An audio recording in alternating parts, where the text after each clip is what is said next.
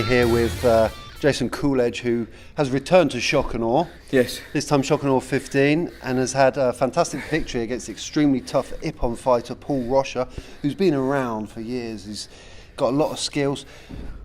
From the beginning to the end of that fight, you were trying to source a finish. It just never came. Can you talk us through how that must have felt? Like a little bit frustrating, and then the referee was doing a really good job, but he was like, oh, stay active, stay active. And I was like, I'm trying my best, I'm stepping over.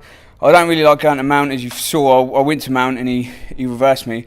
I got it straight back up, but I like the side control, I like the step over. I've been working like the Americanas.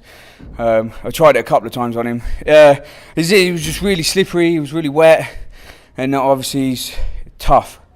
And people always used to say I was tough, but tough basically means that you're up for a scrap and you're not very technical. And I don't want to be tough, I want to be good, and that's what I'm trying to come across as. But frustrated at the end. I'm happy that I got the win, like a dominant performance, but would have really been nice to get the finish.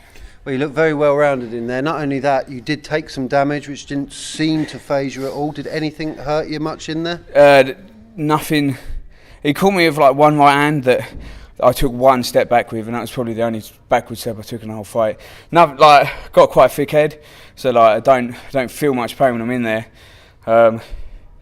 The most annoying thing was when the cut man come in. He put the tissue on my cut, but it was completely covering my mouth, so I was just breathing in tissue. Other than that, I was pretty good. You're getting a bit of a trademark takedown now. They seem to be getting more and more spectacular every show. Is it something that you continue to work on?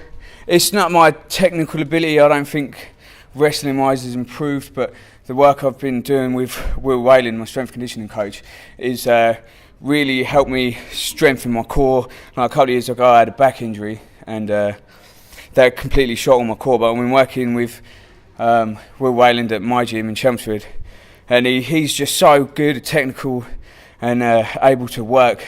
So like my core strength and my explosiveness has gone up tenfold, and that's what's really helping me get the takedowns. Any shout outs you'd like to give Jason? Massive shout out to Jack Mason, our head coach, Sean Carter, who's with me everywhere. Doesn't matter where I go, he's always there. Tim Stokes for keeping BKK alive, because without him I would be basically homeless, and quite a few others. Will Wayland, obviously, my strength conditioning coach. Lee Catlin, my jiu-jitsu coach, which is basically what I did today. And Russ, I don't know his last name, but the IBA boxing coach we got at BKK, he's really been working on my hands, and I just feel more confident stood up. So I don't feel like I'm rushing for the takedowns now. I can hold my ground and work for the takedown at the right time. And then all my sponsors, British Fighter obviously, Funky Gums, Blank MMA, E-Protein, gives me loads of stuff, so I've got to give them a good shout out, because they're really good supplements. And my wife, she'll kill me if I didn't say thank you to her, because the amount of stuff she puts up with is a joke. And she follows you to all the fights? Yeah, you've probably heard her screaming her head off. She's always the loudest. So, well, if I forgot anyone, I apologise, but I've just thought so. Tough.